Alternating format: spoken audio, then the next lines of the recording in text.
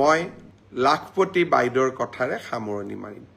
নিৰ্বাচনৰ সময়ত মই সকলোকে কৈছিলোঁ যে আত্মসহায়ক গোটত কাম কৰি থকা বা যোগদান কৰা বাইদেউসকলক এখন নিশ্চিত আঁচনিৰ জৰিয়তে 10,000, 25,000 আৰু 50,000 টকা আগবঢ়োৱাৰ আমি সিদ্ধান্ত লৈছোঁ।